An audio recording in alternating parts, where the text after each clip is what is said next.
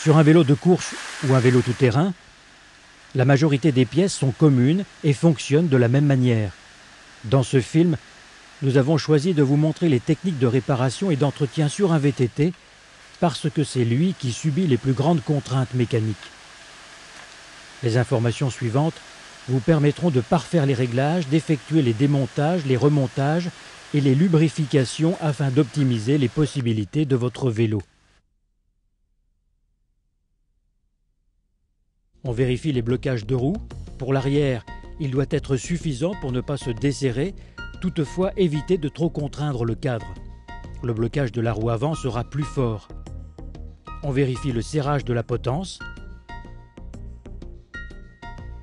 Le cintre doit être bloqué modérément. On bloque la tige de selle, la selle bien alignée. Vérification des manivelles et resserrage si nécessaire avec la clé Allen. La selle de ce vélo est munie de 2 vis. L'une permet l'azimutage horizontal et l'autre assure le serrage définitif. Il faut serrer la première et bien bloquer la deuxième. Vérification du jeu de direction en bloquant le frein avant et en faisant un mouvement avant-arrière sans que l'on entende de cliquetis à l'intérieur du jeu de direction. Élément primordial, la vérification des patins.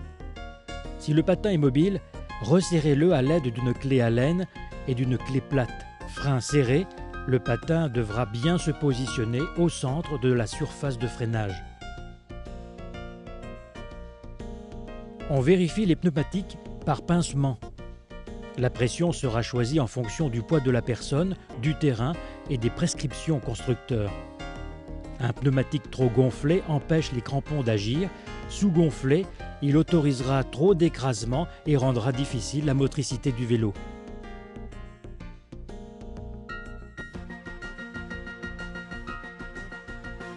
Le pneumatique que nous gonflons actuellement va être mis à 2,8 kg, pression suffisante pour que le pneu garde une certaine souplesse.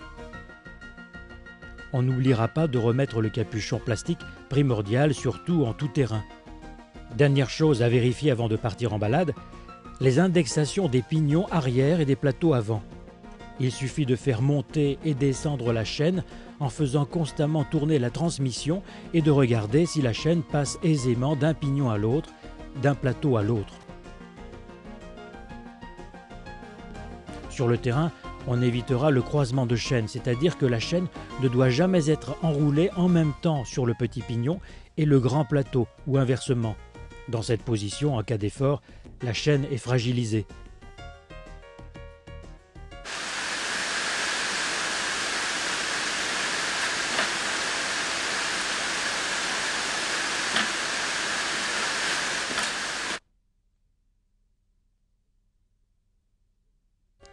On vérifie le dérailleur arrière en plaçant la chaîne sur le plateau intermédiaire et sur le petit pignon pour éviter de vriller la chaîne. Le câble doit être en tension. S'il est trop lâche, on le tend. Ensuite, on change les vitesses. Dans le cas où la chaîne monte mal sur les derniers pignons, on peut jouer par quart de tour sur la vis de réglage. Les systèmes de réglage sont similaires quelles que soient les manettes d'indexation, Grip Shift ou Rapid Fire. La garde entre la roulette guide du dérailleur et les pignons doit être minimale. Pour la diminuer, on peut agir sur la vis de butée par quart de tour en la dévissant. On vérifiera une fois encore la montée de la chaîne. De même pour l'avant, on regarde la tension de câble lorsque la chaîne est sur le petit plateau et le grand pignon. On vérifie aussi l'espace entre la fourchette et la chaîne. En rotation, il ne doit pas y avoir plus de 2 mm de chaque côté. L'écart se règle par l'intermédiaire des 2 vis de butée intérieure et extérieure. Ici, les 2 mm y sont. On va donc faire monter la chaîne sur le grand plateau et sur le petit pignon. À la fin du réglage, on vérifie la tension de câble. Pour régler les freins, on commence par enlever le pontet, ici automatique, permettant l'équilibrage des cantilevers et constater l'usure des patins qui doit être uniforme. En remettant le câble et en tirant dessus, on vérifie le déplacement horizontal, perpendiculaire, symétrique des patins ainsi que leur course normalement identiques. Leur positionnement doit être au centre de la surface de freinage de la jante. Les tasseaux des patins comportent des repères gradués et ces graduations doivent être la même des deux côtés. D'autre part, il faut que les patins travaillent en pince. La tête de patin doit venir en premier lécher la jante et les talons ensuite. Pour que les patins soient en biais par rapport à la jante, on utilise un élastique noué à l'arrière du patin. Le câble détendu, on règle les cantilevers et les tasseaux pour rééquilibrer la position et la course des patins. On bloque les vis. On ôte les élastiques. On vérifie que la jante circule bien. On agit sur la garde des freins en jouant sur le câble du pontet.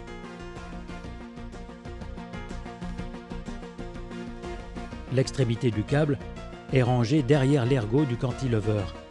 On peaufine la position des patins avec la vis de butée des cantilevers.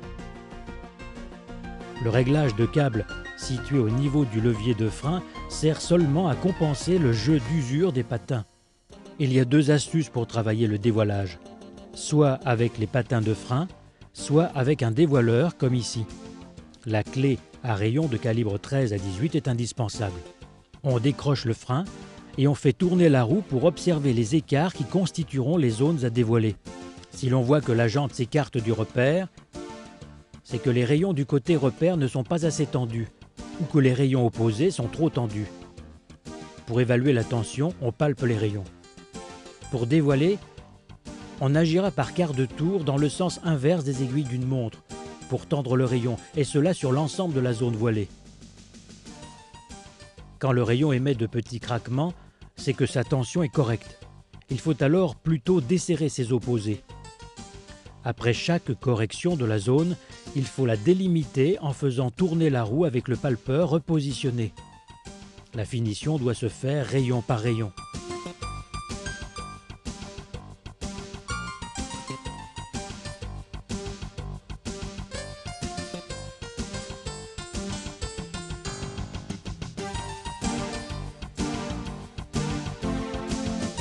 Pour resserrer le jeu de direction, après avoir débloqué le contre-écrou, on serre très doucement l'écrou du jeu de direction pour mettre les billes en contact, puis on bloque le contre-écrou en maintenant la position du premier.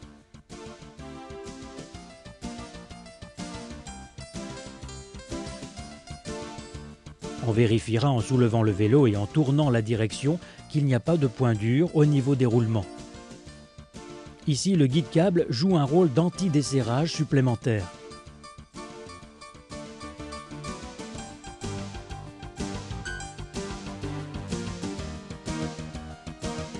La potence se règle avec une clé Allen en serrant fortement.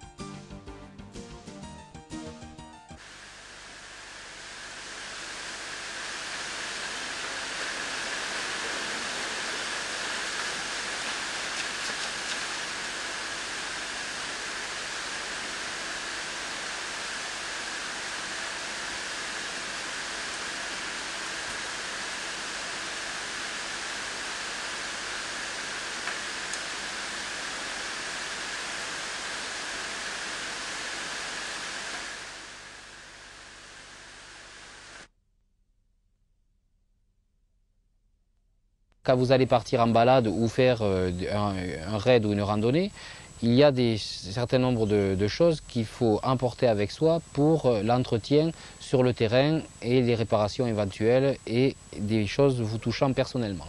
Au choix, ou une mini-pompe ou une cartouche d'air, un nécessaire de réparation rapide sans colle, donc type speed patch ou litchi, et une chambre à air de rechange, c'est la première des choses que l'on fait plutôt que de mettre des rustines. Deux clés plates, une de 10, une de 8, une petite clé à molette qui peut servir de levier pour les plateaux, pour les redresser, et un outil multiple donc qui est l'outil absolument indispensable.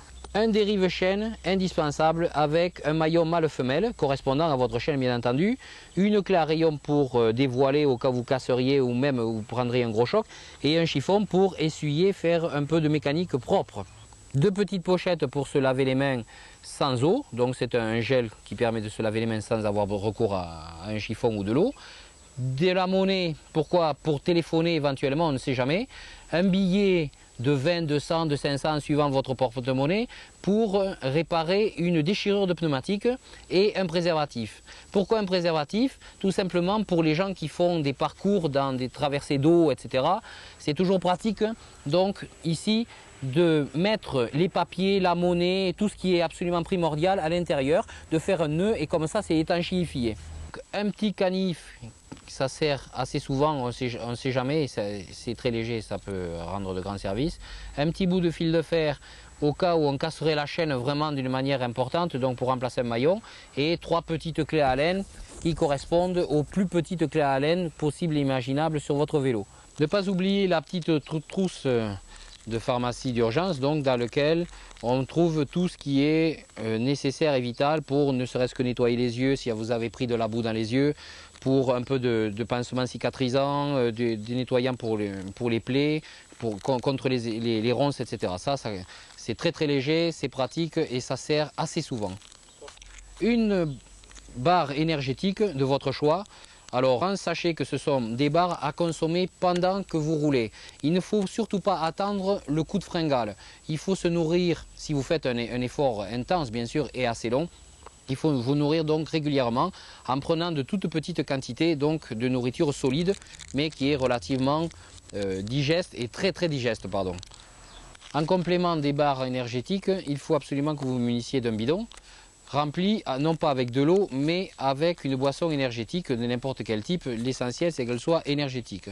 Donc ne dépassez en aucun cas les doses préconisées par les fabricants de ces produits-là, pour ne pas risquer des petits problèmes.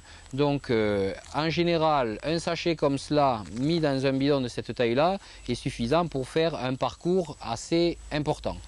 Maintenant, n'oubliez pas de vous hydrater de manière régulière. Il vaut mieux boire de toutes petites quantités d'eau à espace régulier, toutes les 5-6 minutes, en prenant une simple gorgée donc de boisson énergétique pour maintenir votre taux de sucre dans le sang permanent et ne pas avoir un coup de pompe ou un coup de fringale. Vous mettez la boisson énergétique que vous diluez avec de l'eau dans le bidon, bien entendu. C'est un sac à dos à néoprène extrêmement léger, donc qui suit exactement la forme de la colonne vertébrale qu'il faut installer, qui ne gêne en rien les mouvements, donc vous pouvez sauter avec le vélo, vous pouvez faire tout ce que vous voulez, et qui contient une poche de 1 litre de réserve de boissons. Bien évidemment, ceci peut recevoir toutes les boissons énergétiques de la création, donc ne vous en privez pas. À l'intérieur de la trousse, on met les objets pour éviter qu'ils ne bougent, donc il y a des sangles de caoutchouc qui permettent de maintenir le tout. Donc ici, on vient caler avec un chiffon, on referme en plein centre, c'est quand même le plus pratique.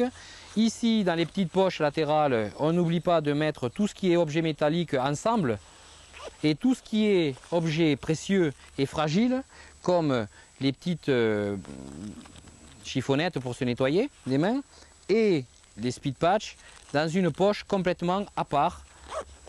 Voilà. Ici, vous avez une banane qui ne flotte pas quand vous roulez et qui est facilement transportable et qui ne pèse rien. Ouais.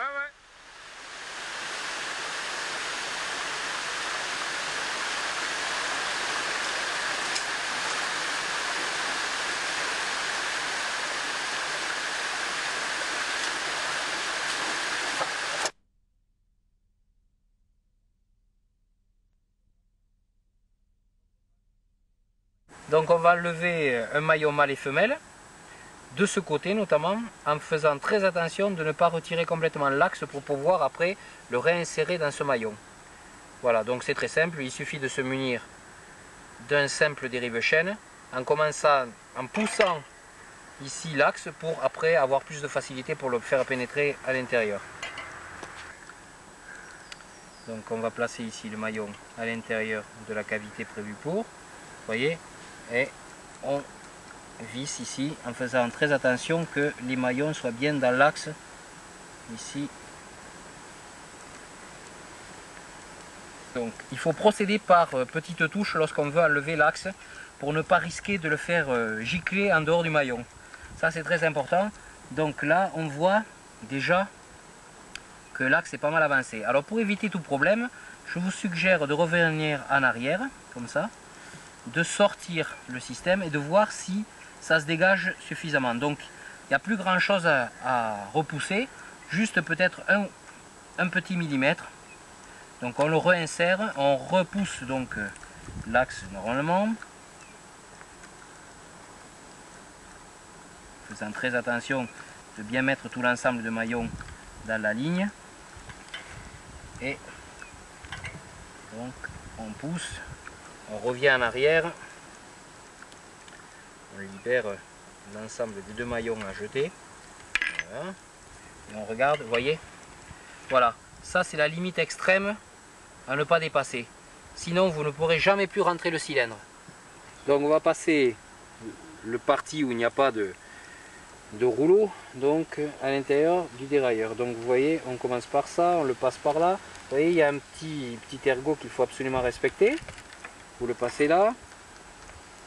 Vous le mettez sur le plus petit pignon, bien sûr. Faites attention que la longueur de chaîne se situe à peu près ici. Donc vous mettez la chaîne n'importe où, peu importe. Vous la passez dans le dérailleur avant.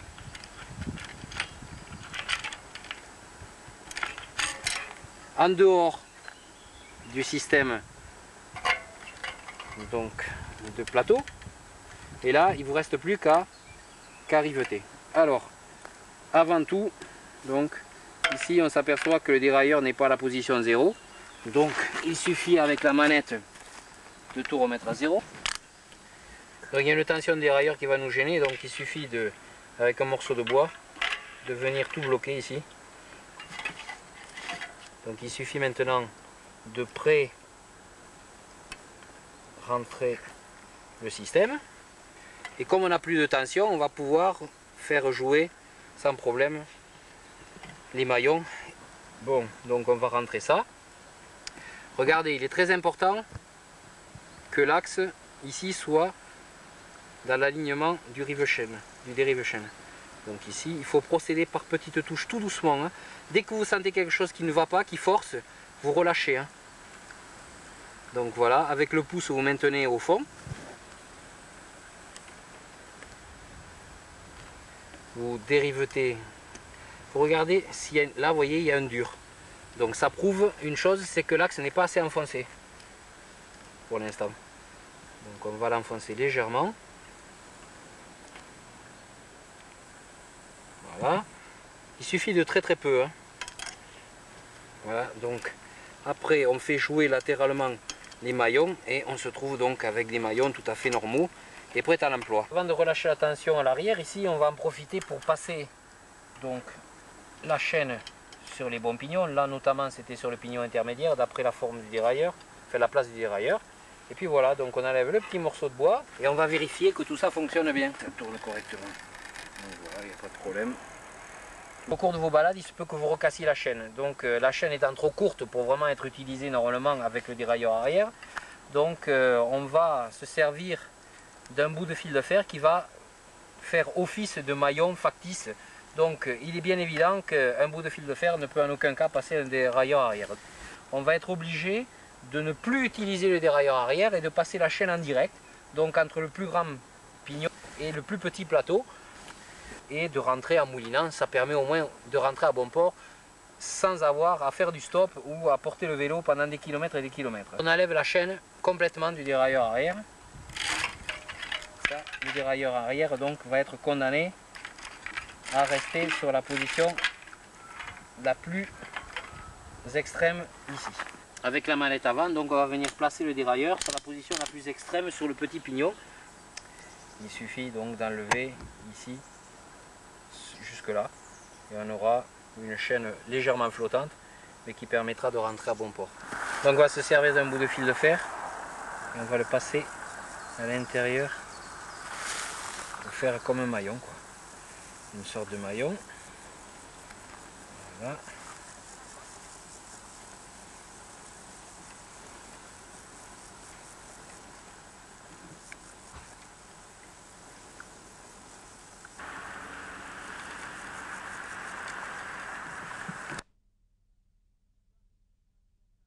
Il peut arriver qu'un rayon casse. Alors là, c'est le cas extrême, c'est du côté de la cassette.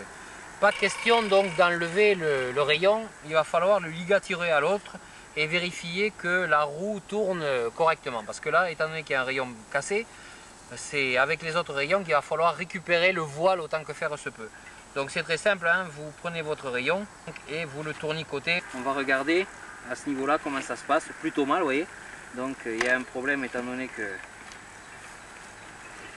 là, ça frotte vraiment très fort, étant donné que le rayon est pété. Si vous ne voulez pas vous embêter la vie, donc vous faites sauter le pontet de frein, voilà, et puis vous laissez la roue avec son voile, en faisant très attention de rentrer calmement.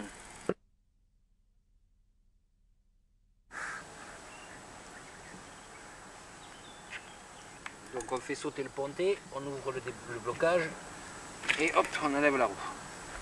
On va aller chercher des démonte-pneus. Ça on ne le perd pas, c'est important. On referme par mesure de sûreté. Hop, ici on dégonfle.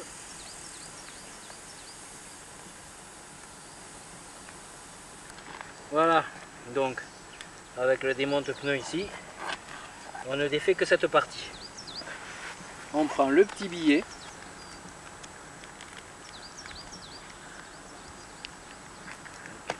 On remet le pneumatique.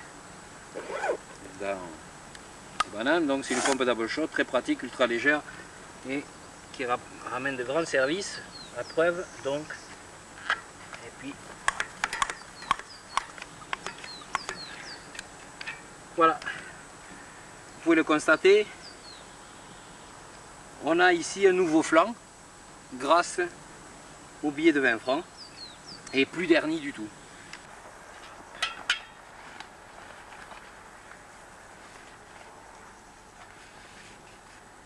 D'accord, alors là on a la chambre déchirée. Alors ça c'est irréparable. Soit vous avez une nouvelle chambre à air et tout va bien, soit vous allez procéder à la réparation de fortune. Donc il y a deux solutions. Soit vous faites un nœud, soit vous jetez la chambre à air et vous remplissez le pneumatique d'herbe fraîche. Alors on va déjà procéder à la méthode numéro 1 qui est la plus courante. Donc on va sectionner ici à l'aide du petit couteau suisse que vous avez toujours sur vous la chambre à air en deux parties et on va faire un nœud très serré. Donc pour éviter que ça se dégonfle en cours de route. Ça fait vraiment étrange hein, bien sûr. Mais en attendant je peux vous dire que c'est vraiment très efficace. Il suffit de bien serrer le nœud pour pas qu'il y ait de fuite trop importante. C'est assez déroutant, c'est certain, mais ça le mérite de sauver. Donc, lorsque vous allez regonfler, vous évitez de gonfler en haute pression.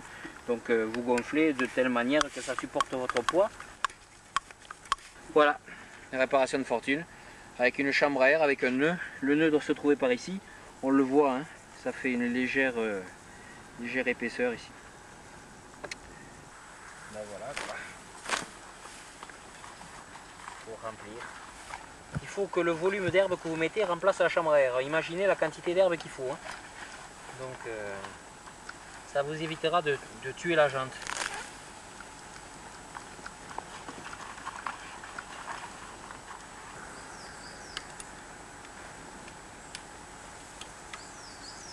Voilà, donc on ne se sert plus du frein avant, mais ça permet tout de même de rentrer.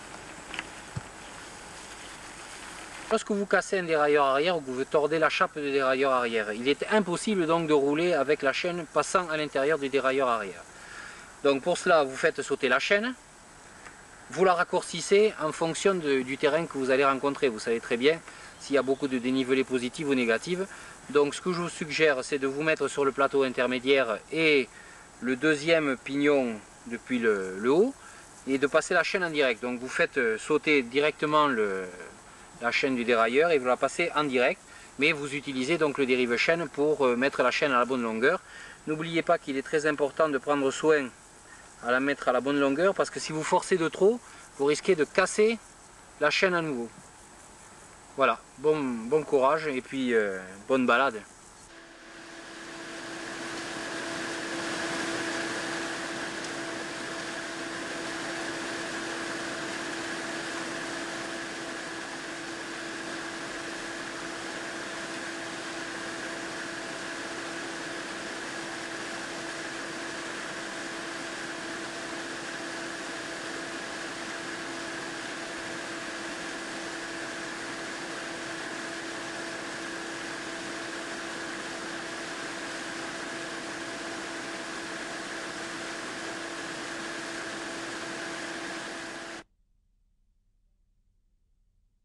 Nous allons procéder aujourd'hui au lavage d'un vélo. Alors il y a quelques petites règles à savoir. Premièrement, ne jamais utiliser autant que faire se peut un jet haute pression. Deuxième des choses, procéder méthodiquement, c'est-à-dire il faut toujours diriger le jet perpendiculairement au roulement. Donc n'hésitez pas à laver abondamment votre vélo avec de l'eau. Vous vous aidez d'une petite éponge pour enlever le maximum d'impuretés. Et vous prenez une brosse avec des poils assez durs pour frotter les jantes. Ça c'est très important. Donc après avoir procédé au lavage avec l'éponge et la brosse, maintenant avec un chiffon voire des papiers absorbants, il va falloir essuyer le mieux possible le vélo. On va maintenant nettoyer les moyeux à l'aide d'une bombe de dégraissant. On n'en met absolument pas sur les moyeux en direct. On les met direct le produit que sur le chiffon. Ça c'est très important pour ne pas que le produit pénètre à l'intérieur des roulements, même si ceux-ci sont étanches. Donc on nettoie ici. Si vous êtes du type maniaque, donc vous prenez une vieille brosse à dents, vous mettez du produit dessus et vous peaufinez le nettoyage bien sûr du moyeu ici à l'aide de la brosse à dents. Même procédure pour la cassette arrière, donc on met du produit sur la brosse et pas sur la cassette, s'il vous plaît. Donc voilà.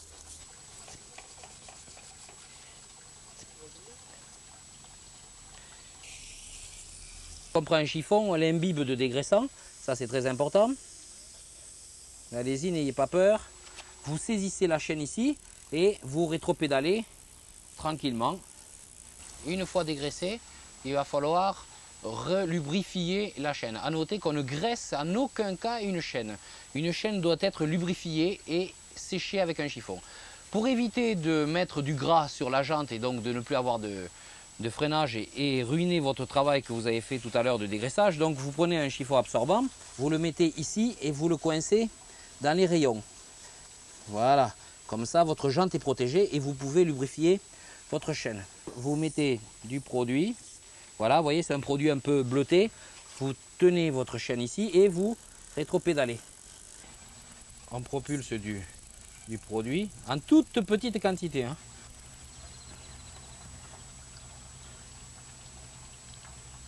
Au niveau des points de pivot, les petites vis, ici, voilà, là. Et puis, on essuie le tout. Et on s'aperçoit que malgré la graisse intérieure, on a un peu d'eau sur la tige de sel. Donc on essuie, par la même occasion, en nettoyant l'intérieur du tube. Voilà.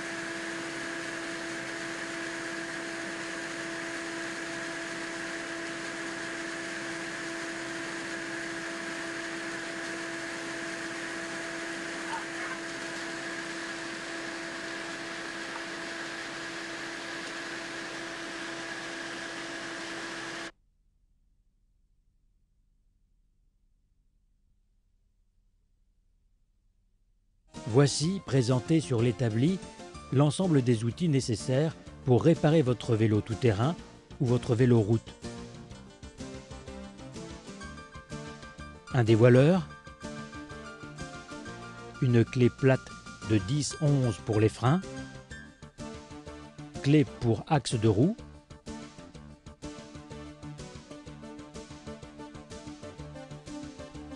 un outil multiple,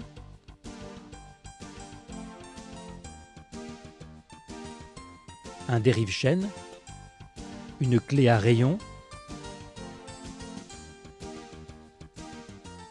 une clé à cliquer pour manivelle, un extracteur universel de manivelle, un jeu de clés Allen, une clé à pédale 14-15, clé de jeu de direction 32 et 36, un outillage pour boîtier de pédalier,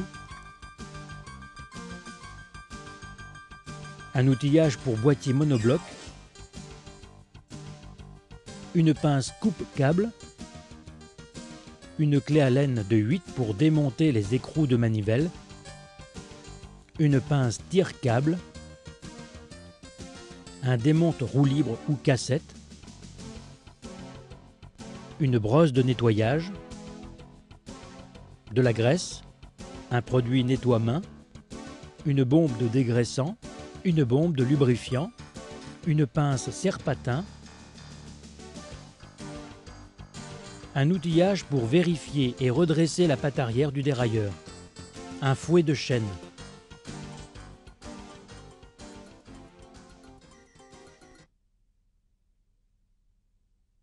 Tout d'abord, on regarde si le pneumatique est bien décollé de la jante. On démonte le pneu. On ôte la chambre sans faire tourner le pneu sur la jante.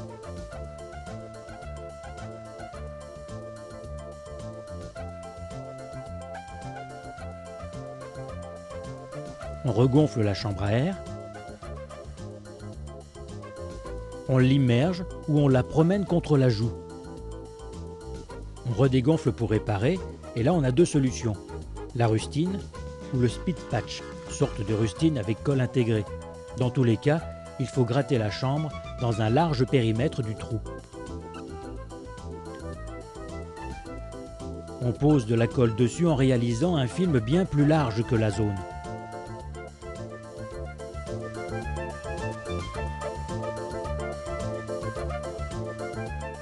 Bien laisser sécher jusqu'à ce que la colle n'adhère pas au toucher.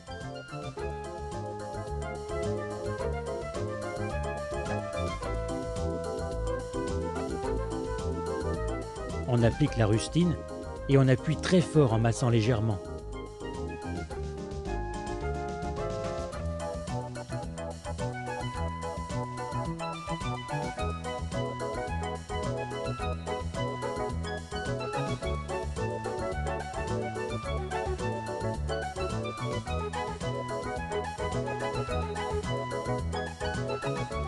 Pour s'assurer que la réparation est correcte, on gonfle légèrement et on vérifie s'il n'y a pas d'autre fuite.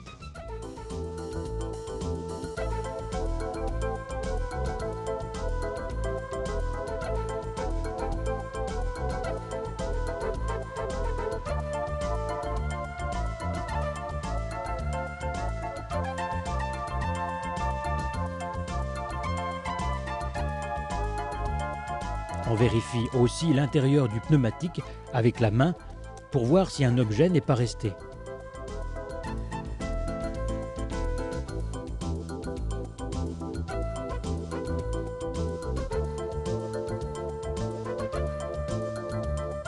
Le speed patch est une solution rapide et efficace. Il suffit de l'appliquer comme la rustine, mais sans colle, en ayant ôté au préalable la pellicule brillante.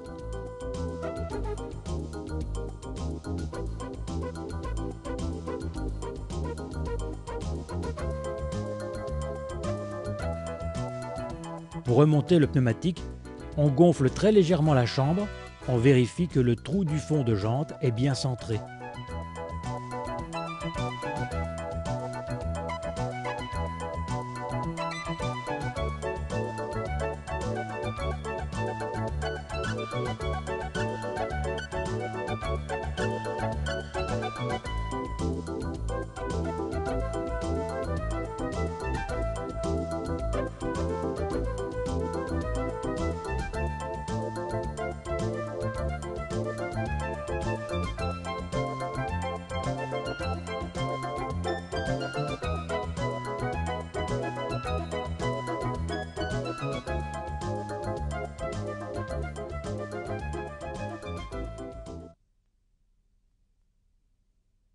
Pour le réglage des butées du dérailleur arrière, après son changement par exemple, il est préférable d'enlever la chaîne. On la dérive avec une pince sur le maillon qui possède un plot noir.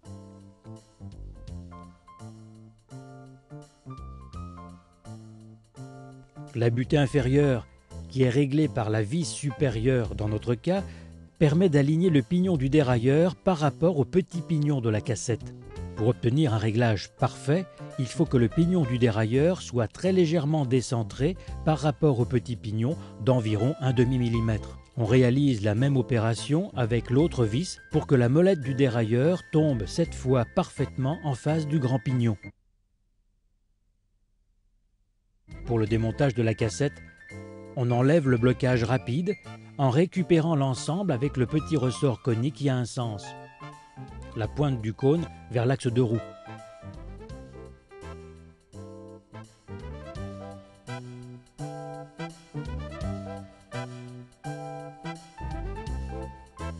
On enclenche l'outil à l'intérieur et on desserre en ayant positionné le fouet de chaîne pour immobiliser le pignon.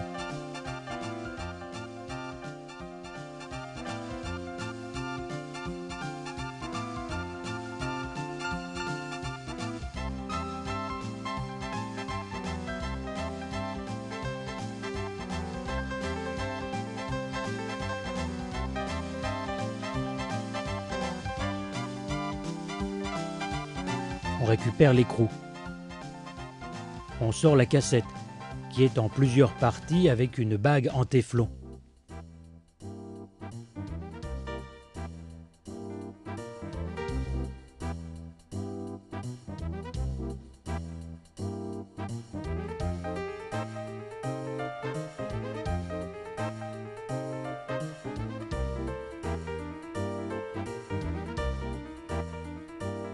Attention au sens de montage indiqué par les petits triangles qui correspondent à la plus large encoche.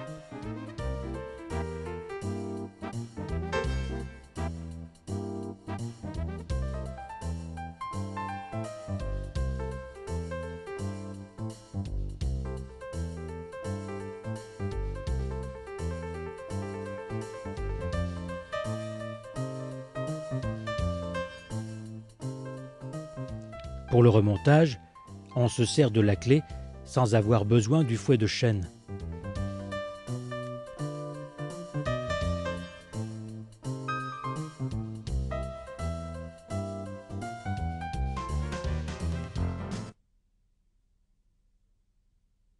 Pour changer une chaîne, il suffit de placer la chaîne sur le grand plateau et le grand pignon sans passer par le dérailleur arrière.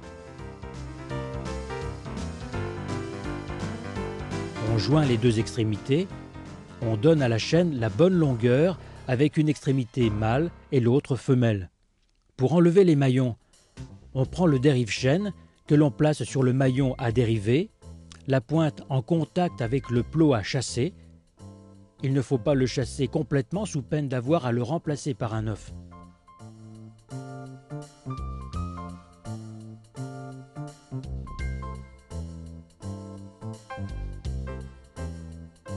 On n'oubliera pas de faire passer la chaîne dans le dérailleur avant et arrière.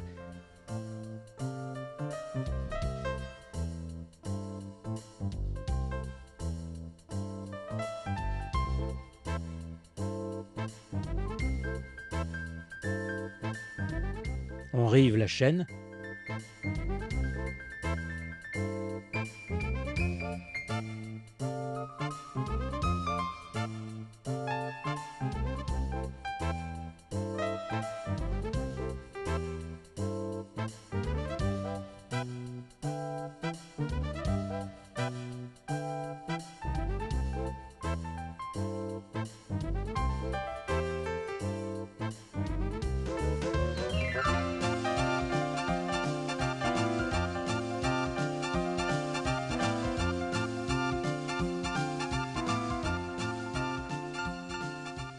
On vérifie qu'il n'y a pas de point dur dans le maillon qui vient d'être rifté.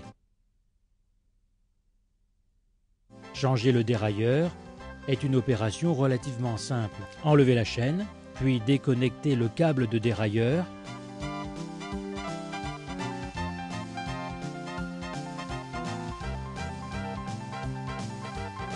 Défaire le dérailleur en le maintenant fermement dans sa position initiale pour éviter d'abîmer le filetage.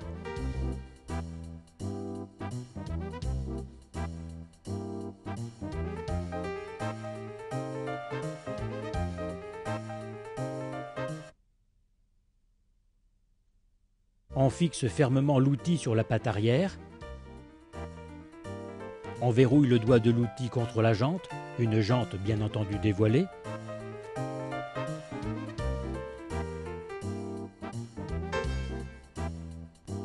On prend 3 points de repère sur la jante.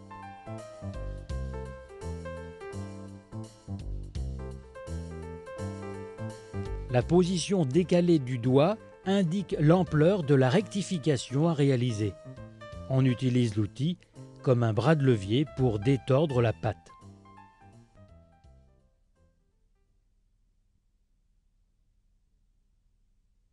Avant de monter le dérailleur arrière, graissez la patte du cadre et la vis du dérailleur.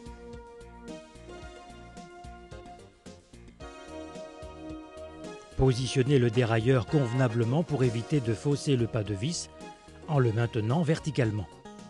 À l'aide de la clé Allen de 5, on visse doucement en vérifiant que le pas de vis mord bien.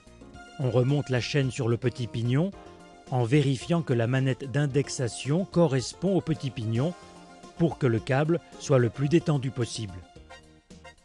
On remonte le câble sans le tendre avec un outil, uniquement avec les doigts.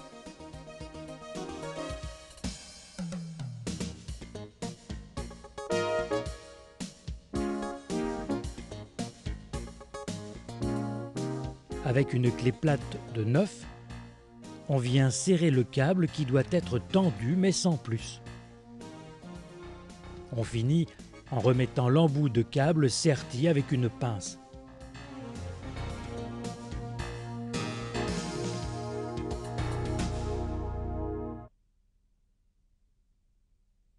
Avant de démonter le pédalier, on saisit la chaîne et on la pose délicatement sur le boîtier de pédale. À l'aide d'une clé de 8, on desserre l'écrou central, puis pour plus de facilité, on utilise un outil léger.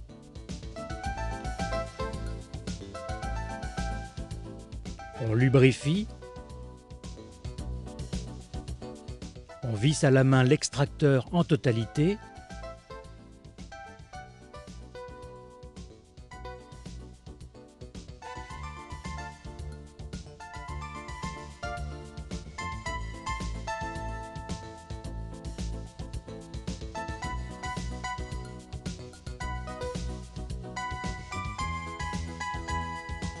On procède de la même façon avec l'autre manivelle.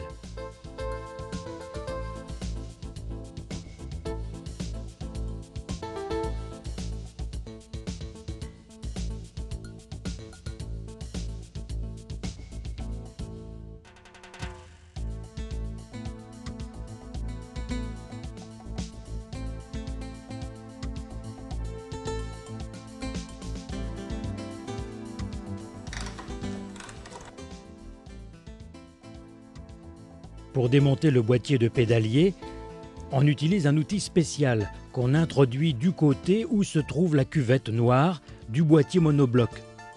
Ici, elle est du côté droit. Son pas de vis est à gauche.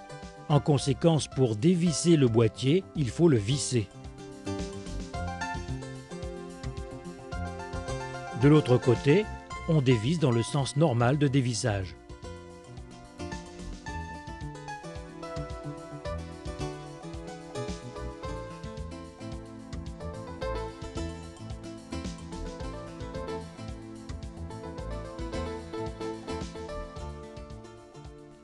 Le boîtier de pédalier s'extrait d'un seul coup en vue du remontage d'un boîtier neuf. Prendre soin de noter le sens de positionnement du boîtier de pédalier dans le cadre. Le pas de vis métallique se trouve du côté opposé au plateau. On nettoie le logement du boîtier de pédalier en apportant un soin particulier au filetage. Avant de remonter le boîtier de pédalier, vérifiez son sens de remontage qui est gravé dessus. On graisse le filetage du logement du boîtier, Ne pas utiliser de l'huile et celui du boîtier. On introduit le boîtier dans son logement.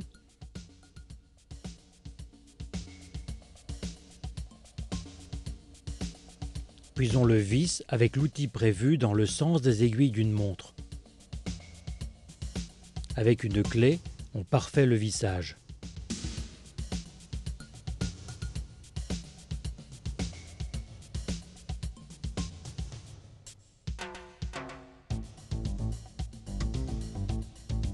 On graisse aussi le filetage de la cuvette en plastique. On l'introduit en vissant dans le sens inverse des aiguilles d'une montre. Ne pas forcer. En cas de résistance, n'hésitez pas à revenir en arrière. Un vissage en force détériorerait le filetage de cette pièce en plastique. Le blocage doit se faire fermement mais sans exagération. On s'assure de la libre rotation de l'axe du boîtier. Le pédalier ici comporte 3 plateaux indépendants, avec un marquage qui doit être aligné. On doit commencer par démonter le petit plateau. Avec une clé Allen de 4, on débloque les vis en opposition.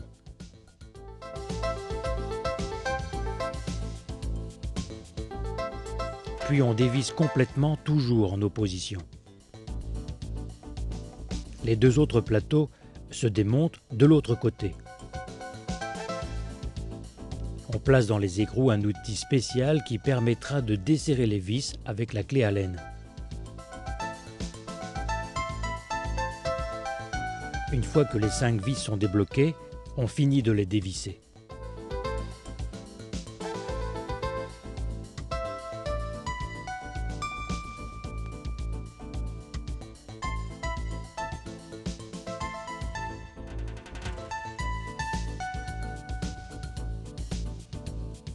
Notez la présence d'un téton qui empêche la chaîne de s'enrouler autour de la manivelle. Au remontage, le téton est placé dans l'alignement de la manivelle. On aligne les 2 repères. Un peu de graisse dans les cheminées. On remonte les vis en opposition.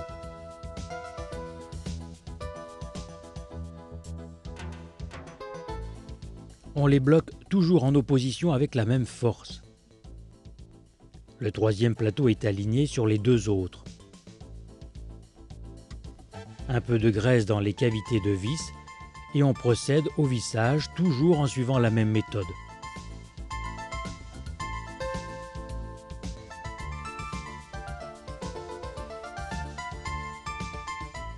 On prend soin que le carré du pédalier et sa pièce mâle soient exemptes de graisse pour éviter d'avoir des problèmes de collage. On enfonce la manivelle diamétralement opposée à l'autre. Après graissage, on revisse l'écrou.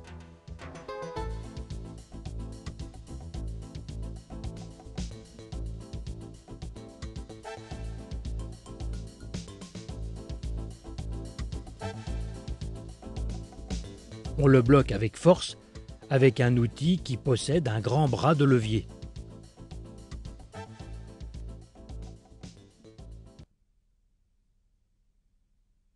Pour détendre le câble au maximum, on desserre la vis de blocage du câble avec une clé Allen de 5. On libère le câble et on revisse pour ne pas perdre la vis. On désolidarise les 2 flasques du dérailleur pour libérer la chaîne. Toujours avec une clé Allen de 5, on ouvre le collier de fixation du dérailleur.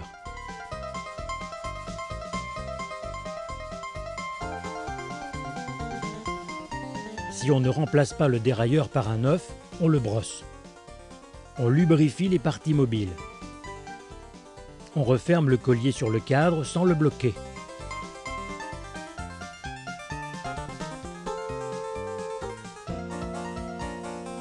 On passe la chaîne dans le dérailleur. De la graisse maintient la vis au bout de la clé Allen. On la visse pour verrouiller la fourchette du dérailleur. On positionne la fourchette du dérailleur à 2 ou 3 mm du grand plateau. On vérifie son parallélisme avant de bloquer le collier. On amarre le câble au dérailleur. On serre la vis sans excès.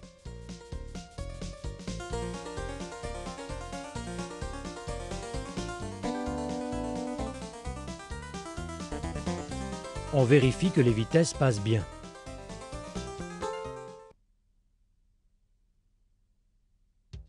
On fait sauter le pontet des freins. On aligne les fentes pour libérer le câble. On désolidarise le câble du frein. À l'aide d'une clé plate de 36, on débloque le contre-écrou du jeu de direction. On débloque la potence avec une clé Allen de 6. On retire l'ensemble câble-potence.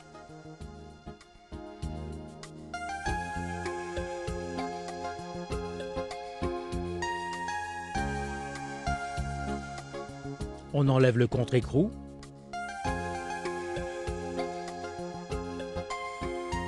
La rondelle.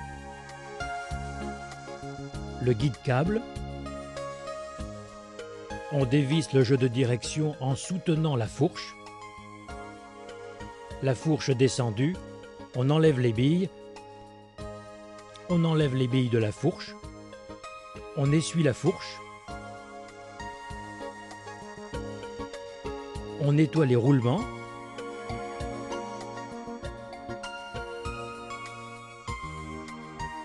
On remarque le sens du montage.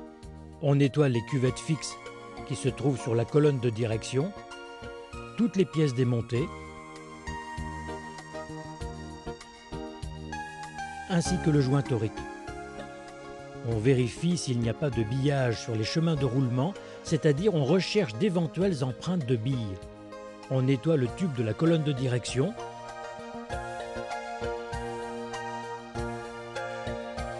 Vérification du chemin de roulement de la colonne. On graisse l'intérieur des cuvettes.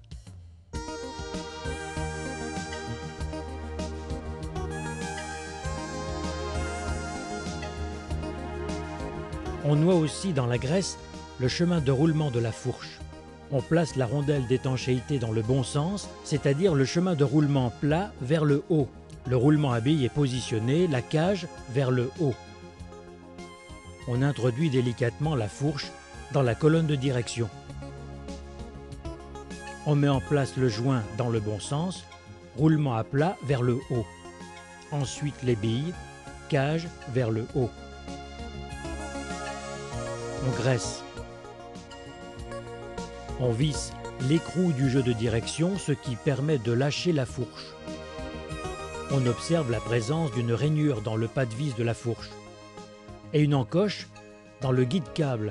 On met en place le guide-câble, l'encoche dans la rainure, puis la rondelle et son encoche dans la rainure.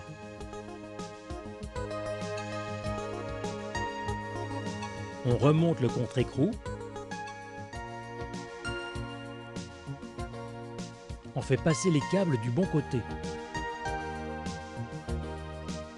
Et après avoir graissé l'expandeur, on l'introduit sans abîmer le joint d'étanchéité.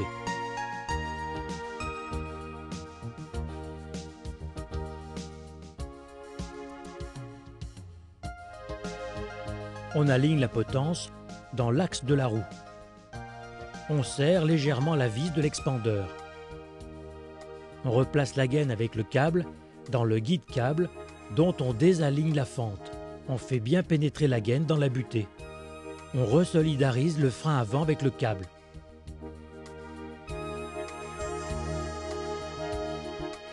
On vérifie les freins.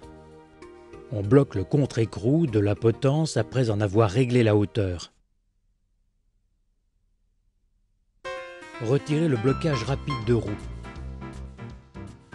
On ne démonte qu'un seul côté pour ne pas dérégler le centrage de l'axe.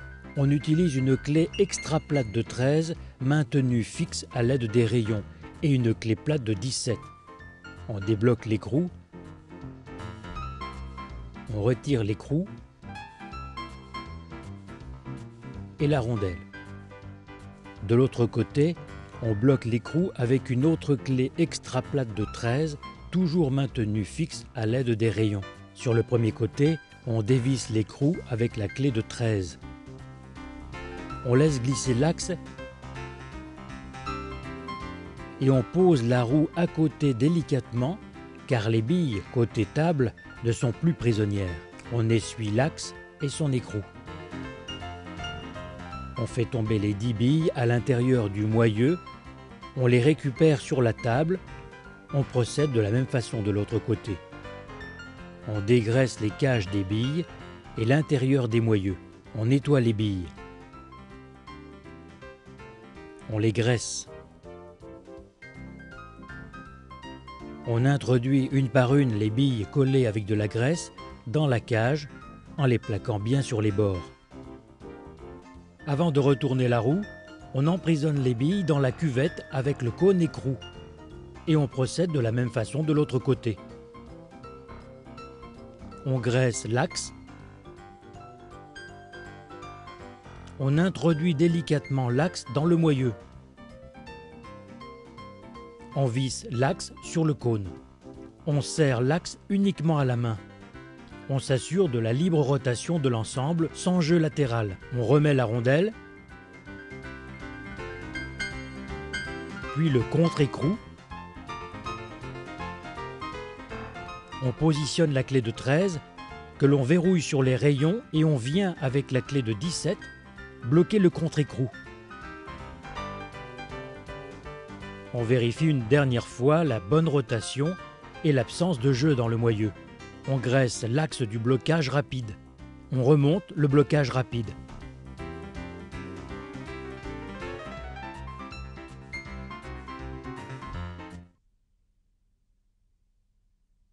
Retirez le blocage rapide. On mesure la longueur du rayon à changer. On enlève les deux parties du rayon cassé.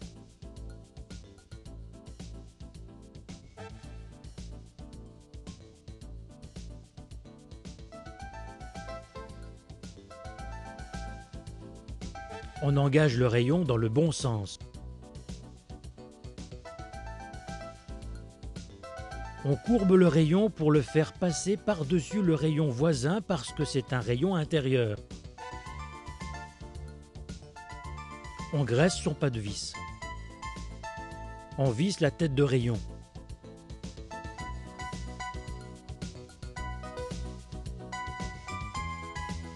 On marque la jante pour retrouver plus facilement le rayon.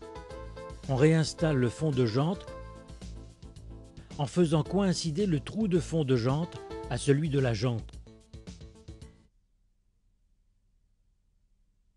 On redescend toutes les vitesses pour accéder au câble.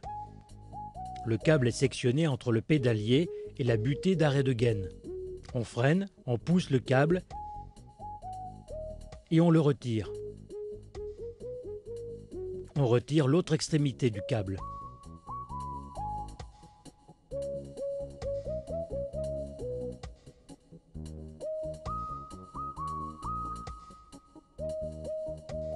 On remet à sa garde normale la molette de tension de câble. Pour cela, on la visse à fond et on la dévisse de 3 tours. On choisit un câble de plus de 2 mètres de longueur, adapté à la marque de manette de frein. Ici, c'est un câble pour les manettes Dual Control de Shimano. On vérifiera qu'il n'y a aucune accroche sur le câble. Par prudence, on le déroule toujours en tenant l'extrémité non plombée. Avant de placer le câble, ramener la manette de tension d'indexation à la position minimale, puis revenir d'un cran. On freine et on fait pénétrer délicatement le câble à l'intérieur de la gaine. Lorsque les gaines sont effleunées, on ne graisse pas le câble. On tend le câble pour s'assurer que son extrémité est bien rentrée dans son logement à l'intérieur de la manette. On lubrifie le guide-câble placé sous le boîtier de pédalier. On passe le câble à l'intérieur. On enfile le câble dans la gaine arrière.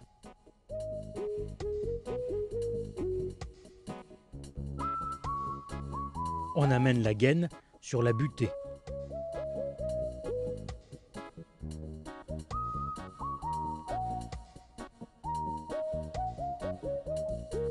On conduit le câble jusqu'à la vis de blocage.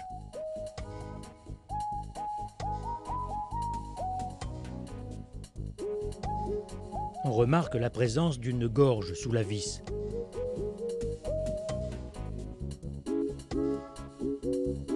On vérifie que la gaine vient bien en butée des arrêts de gaine. On tire la gaine avec une légère tension. Une fois le câble dans la gorge, on serre la vis avec une clé Allen de 4 suffisamment sans toutefois exagérer. On sectionne le câble à quelques centimètres de la vis. À l'extrémité du câble, on sertit à la pince un embout de câble. Il ne restera plus qu'à vérifier le bon fonctionnement de l'indexation.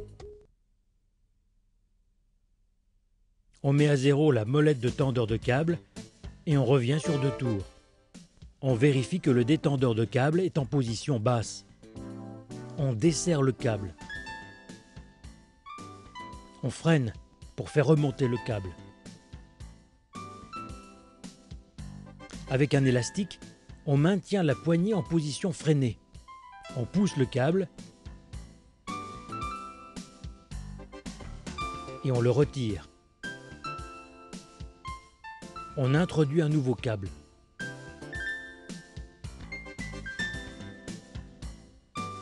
On s'assure que la bille est bien dans le canon. On relâche l'élastique. On vérifie que le câble coulisse bien. On passe le câble à l'intérieur du corps de frein. La gaine doit bien pénétrer à l'intérieur de la butée en tirant sur le câble. On passe le câble dans la fente du serre-câble du corps de frein. On peut utiliser un outil qui permet de bloquer les mâchoires, patins contre la jante, avec les mains libres. Sans outil, on serre les mâchoires d'une main et de l'autre, on tire le câble et on serre la vis. On finit de serrer la vis avec une clé Allen.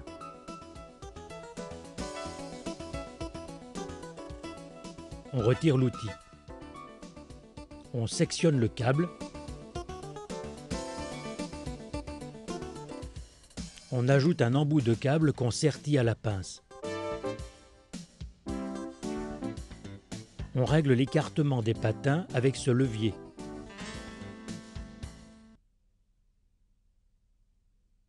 Avec un tournevis, on soulève délicatement la lèvre de la poignée. On fait pénétrer du liquide à vitre à l'intérieur.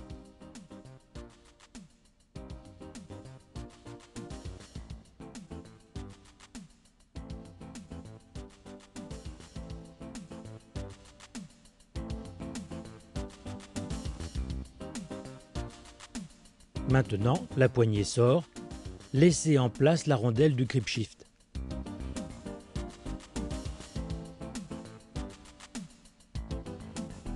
On voit ici qu'il faudra raccourcir la poignée de la largeur de l'extension de cintre. On tranche proprement la poignée en se servant de l'extension de cintre comme gabarit.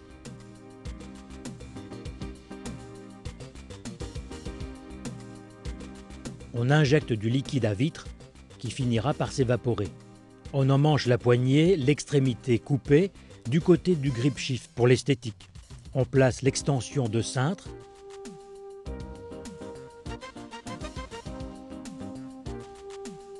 On serre la vis légèrement en vue du réglage final. Au sol, on règle à sa main.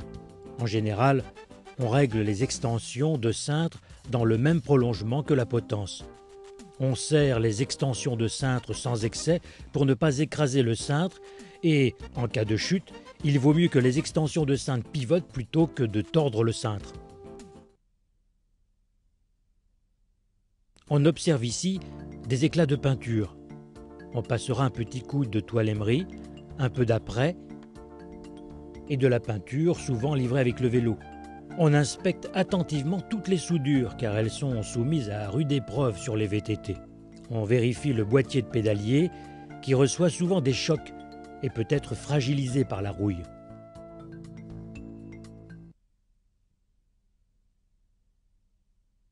On extrait la tige de selle, on nettoie l'intérieur du tube de selle. Avec le doigt, on cherche les bavures ou aspérités qui érodent la tige de selle. Avec une toile émerie, on supprime les aspérités.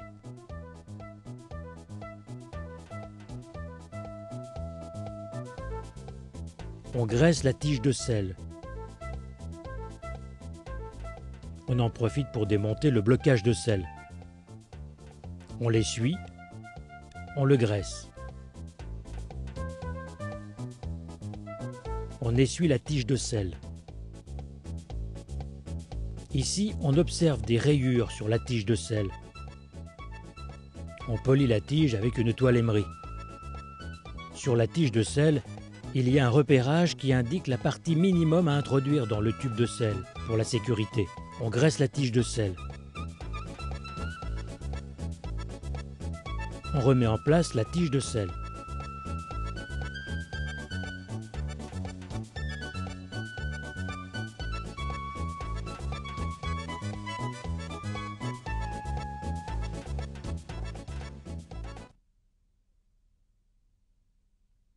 On nettoie le filetage de la manivelle.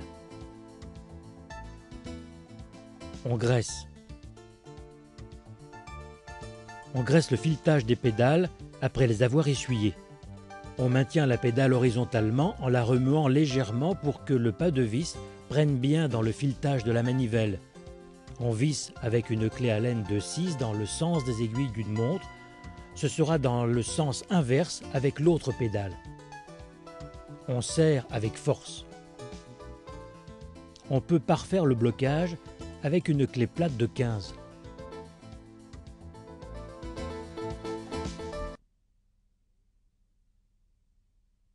On ôte le bouchon d'embout de cintre.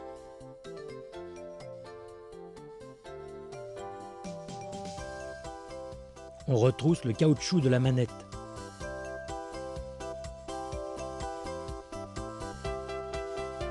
On déroule la guidoline.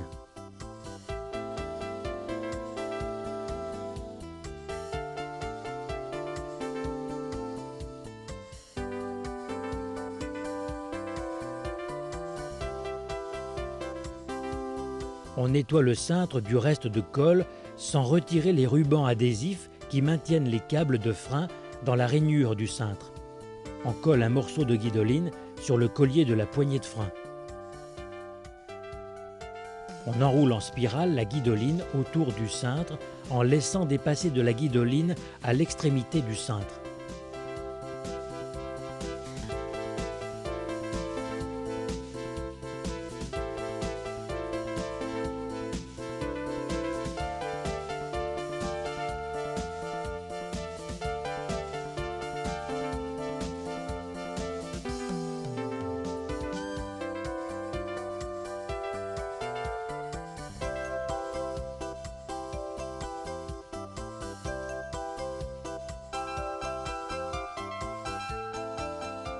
Pour la finition, on colle un ruban adhésif en fin de guidoline.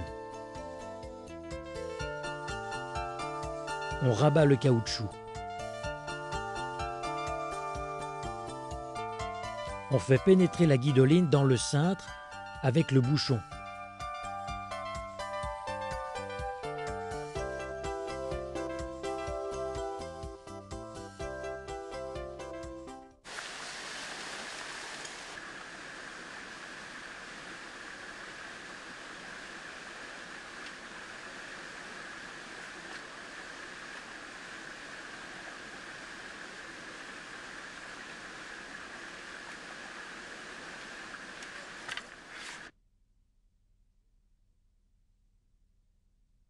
Voici les principaux procédés de fourche télescopique. De l'hydraulique, de l'élastomère, de l'élasto-hydraulique. Ici, nous avons une fourche hydraulique qui fonctionne air-huile. Grâce à ce petit capot, on peut accéder à la valve de pression d'air. Avec ce manomètre spécialement adapté, livré avec la fourche, accompagné d'une notice, on peut adapter la pression en fonction de votre poids et du terrain.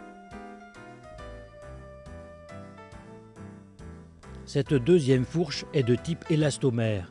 On peut, sur cette fourche, régler l'élasticité par le changement des élastomères et par le réglage de la vis de contrainte. Il faudra régler chaque côté avec un même nombre de tours. Cette troisième fourche est mixte.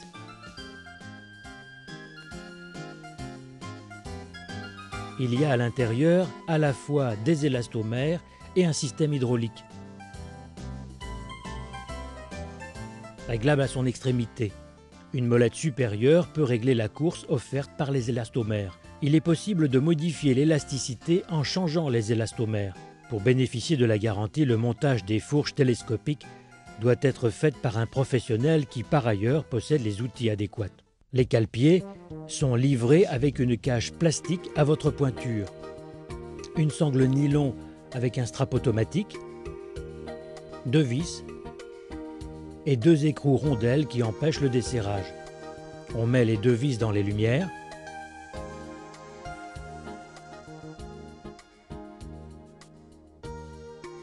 On place le cale-pied à l'opposé du shark fin et cale-pied vers le haut, centré en fonction de la position de votre pied sur la pédale. On bloque les vis avec une clé de 10 et un tournevis.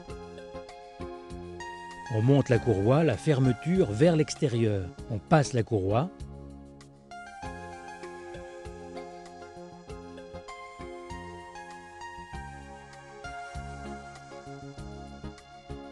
On règle le strap à peu près à cette hauteur.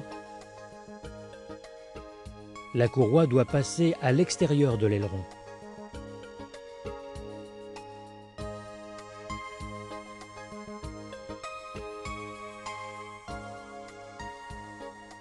Il restera à régler la largeur en fonction de votre pied.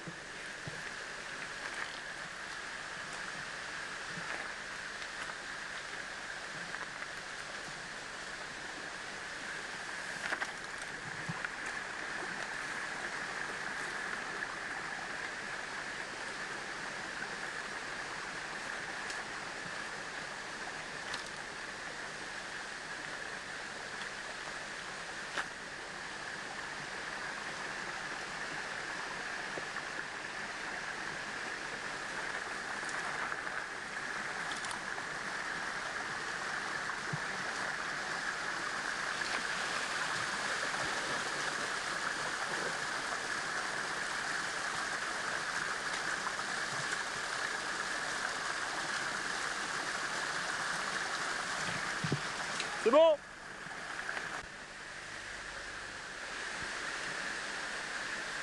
Tu essayes là?